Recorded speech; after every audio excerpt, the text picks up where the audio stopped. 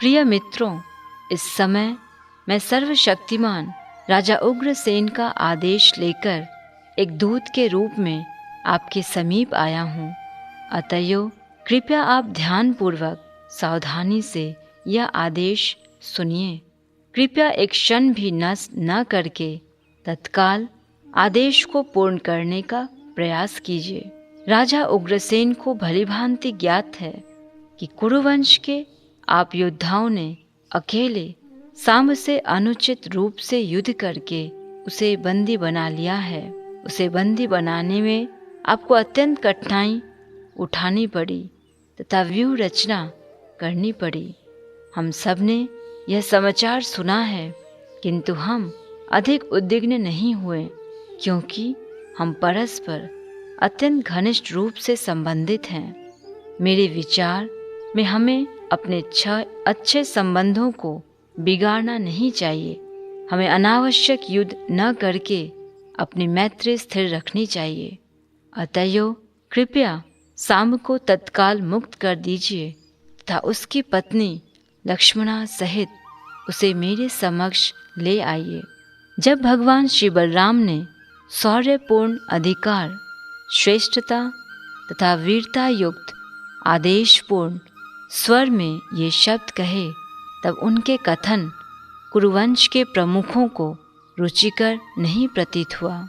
इसके विपरीत वे सब उद्वेलित हो उठे और अत्यंत क्रोध से उन्होंने कहा, अहो, ये शब्द चकित करने वाले हैं, किंतु कलयुग के अनुकूल ही है। अन्यथा बलराम इस प्रकार निंदनीय रीति से कैसे बोल सकते थे।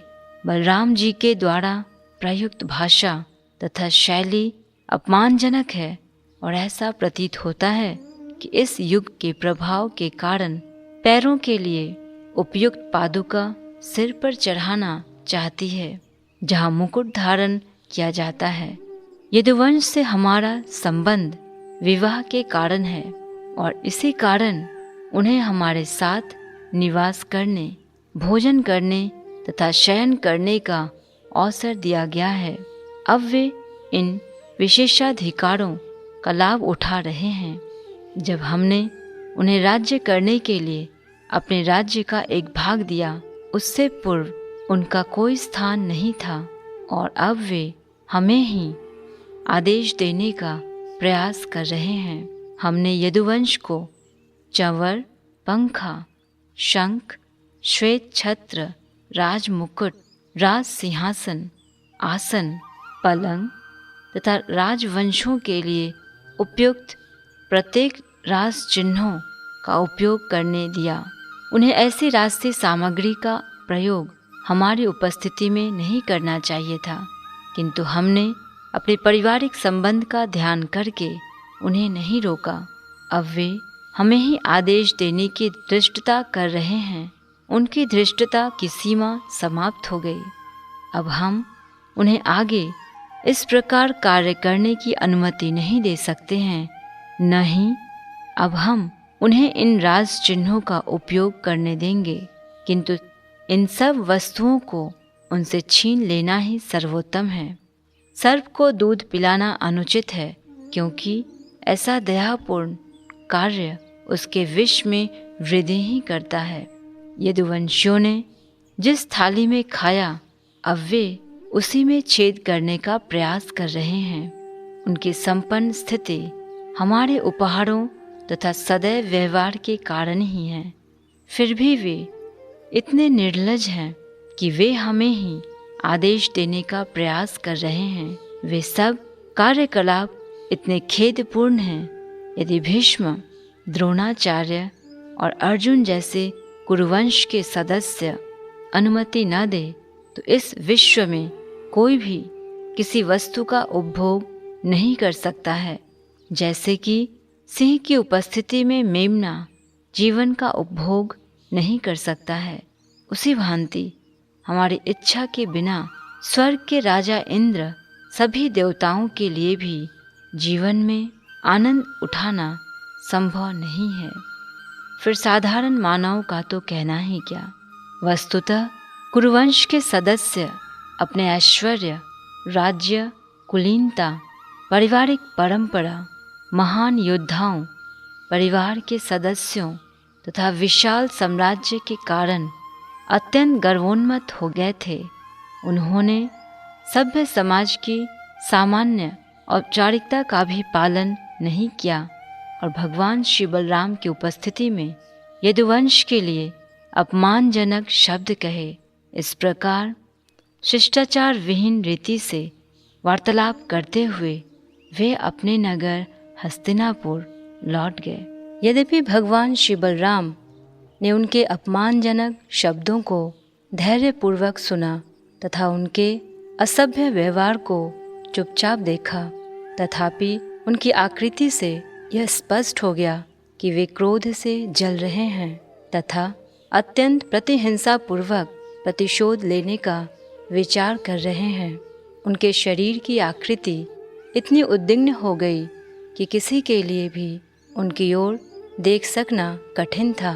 वे उच्च स्वर से हंसे और बोले, यह सत्य है कि यदि कोई व्यक्ति अपने परिवार, ऐश्वर्य, सौंदर्य और भौतिक प्रगति के कारण अत्यंत गर्वोन्मत्त हो जाता है, तब उसे शांतिपूर्ण जीवन की इच्छा नहीं रहती है। वह अन्य सबके प्रति वैरभाव रखता है। ऐसे व्यक्ति को मृदु व्यवहार तथा शांतिपूर्ण जीवन के लिए सदुपदेश देना व्यर्थ है। इसके विपरीत उसे दंड देने के लिए मार्ग तथा साधनों की खोज करनी चाहिए। सामान्यतः भौतिक ऐश्वर्य के कारण मनुष्य पशु के समान बन जाता है। पशु को शांतिपूर्ण रहने का उपदेश देना व्यर्थ है।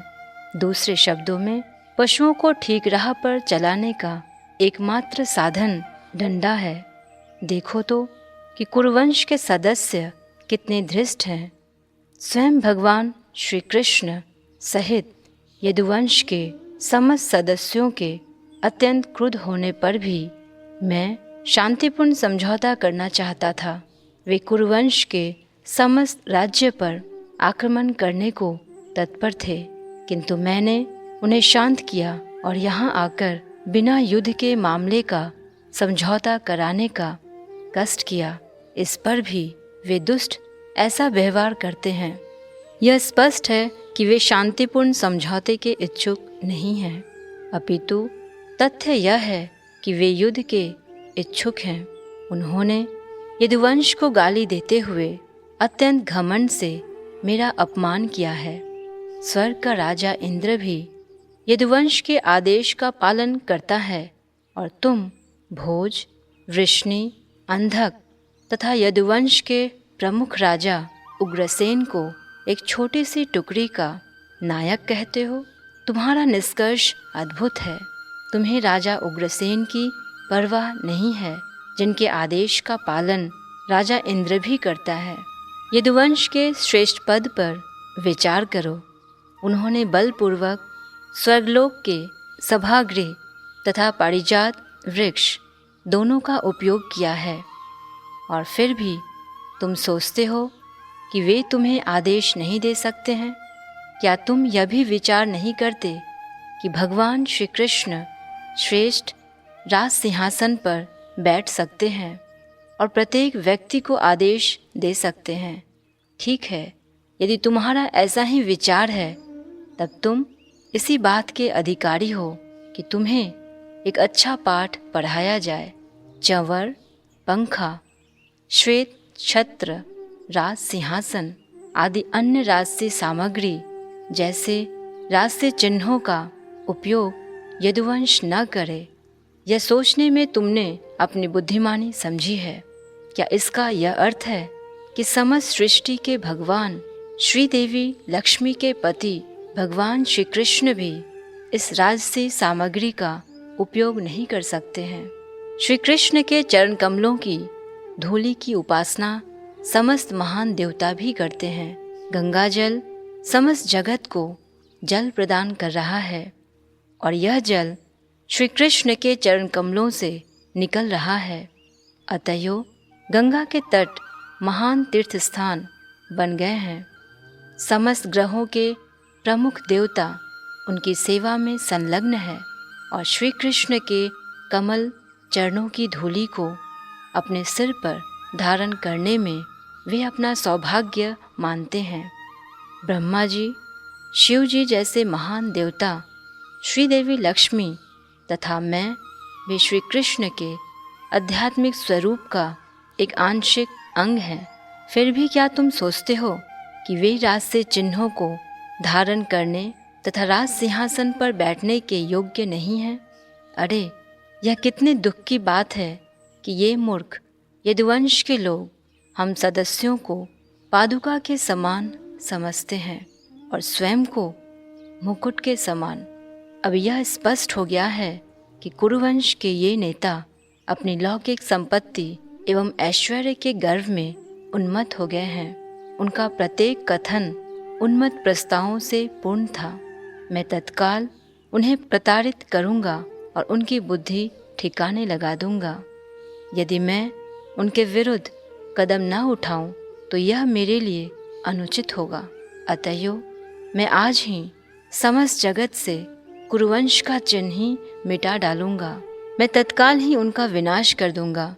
इस प्रकार कहते हुए भगवान श्री बलराम अत्यंत क्रुद्ध थे। उन्हें देखकर ऐसा प्रतीत हुआ कि वे समस्त सृष्टि को जलाकर भस्म कर सकते हैं। वे दृढ़तापूर्वक खड़े हो गए और अपना हल अपने हाथ में पकड़कर उससे भूमि पर प्रहार करने लगे।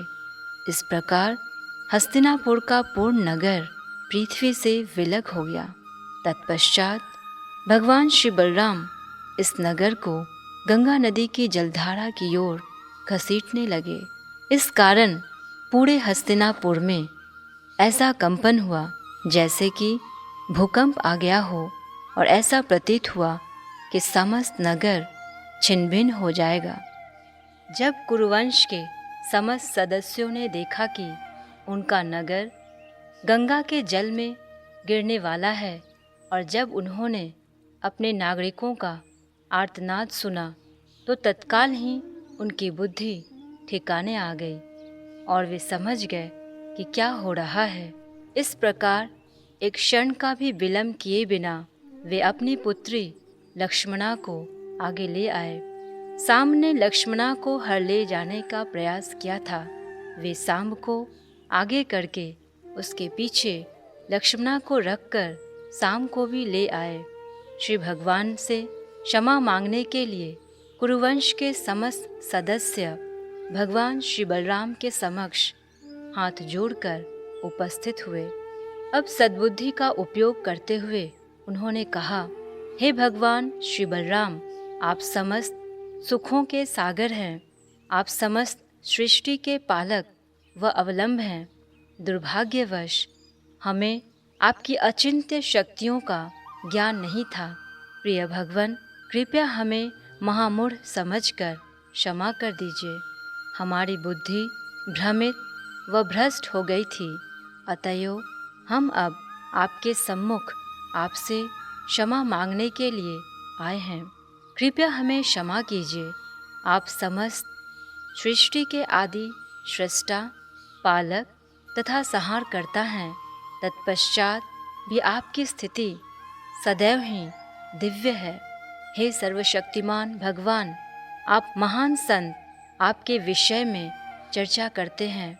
आप आदि हैं और जगत की प्रत्येक वस्तु आपके खिलौने जैसी है।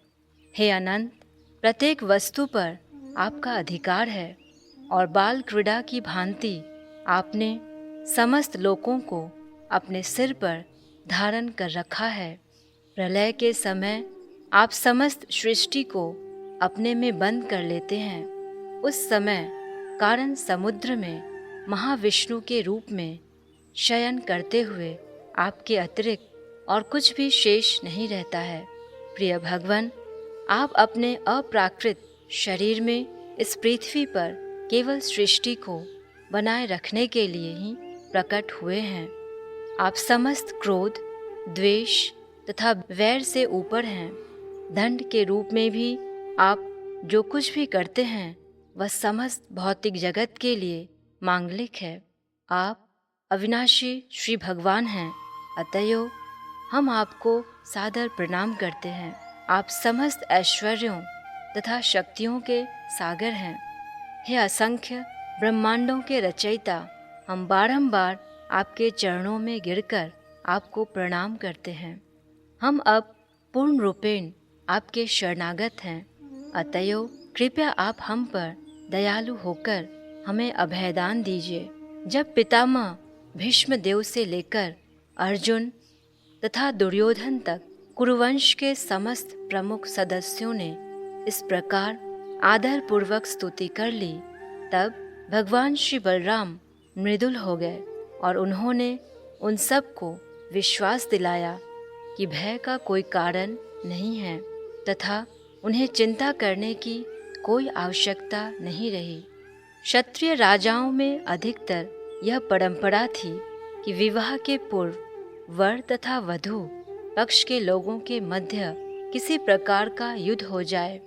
जब साम ने बलात् लक्ष्मणा का हरण किया था, तब कुरुवंश के सदस्य यह देखकर प्रसन्न हुए थे कि वह वास्तव में उसके लिए एक योग्य वर था।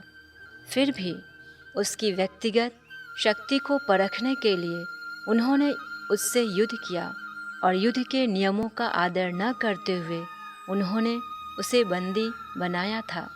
जब यदुवंश ने सांब को कौरवों के बंधन से मुक्त करने का निश्चय किया, तब भगवान श्री बलराम स्वयं ही समझौता करने के लिए आए।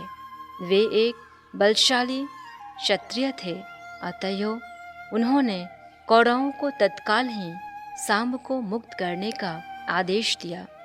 इस आदेश से कौरव अपनी अल्पज्ञता के कारण स्वयं को अपमानित समझने लगे। अतएव उन्होंने भगवान श्री बलराम की शक्ति को चुनौती दी। वे केवल यह चाहते थे कि श्री बलराम अपनी अचिंत्य शक्ति का प्रदर्शन करें। इस प्रकार अत्यंत प्रसन्नतापूर्वक उन्होंने अपनी कन्या सांब को दी तथा सारा मामला सुलझ गया। दुर्योधन को अपनी पुत्री लक्ष्मणा से अत्यधिक स्नेह था, अतएव उसने सांब से उसका विवाह अत्यंत धूमधाम से किया। उसके दहेज में उसने सर्वप्रथम 1200 हाथी दिए, जिसमें से प्रत्येक कम से कम 60 वर्ष का था। इसके अतिरिक्त उसने 10,000 उत्तम घोड़े, सूर्य रश्मियों के समान जगमगाते हुए 6,000 रथ तथा स्वर्णाभूषणों से अलंकृत 1,000 दासियां भी दी। यदुवंश के सर्वाधिक महत्वपूर्ण सदस्य भगवान श्री बलराम ने वर सांब के अभिभावक के रूप में कार्य किया तथा अत्यंत प्रसन्नतापूर्वक इस दहेज को स्वीकार किया।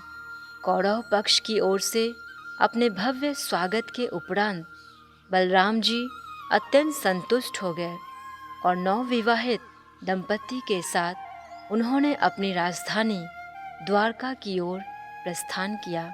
विजयी भाव से भगवान श्री बलराम द्वारका पहुँचे, जहाँ उन्होंने अनेक नागरिकों से, जो कि सभी उनके भक्त व मित्र थे, भेंट की। जब वे सब एकत्र हो गए, तब भगवान श्री बलराम जी ने विवाह की समस्त कथा सुनाई। बलराम जी ने जिस प्रकार हस्तिनापुर नगर को कपा दिया था, उसे सुनकर वे चकित हो गए। श्री सुखदेव गोस्वामी ने इस तथ्य की पुष्टि की है कि हस्तिनापुर का स्थान अब नई दिल्ली के नाम से प्रसिद्ध है और नगर में प्रवाहित होने वाली नदी अब यमुना कहलाती है।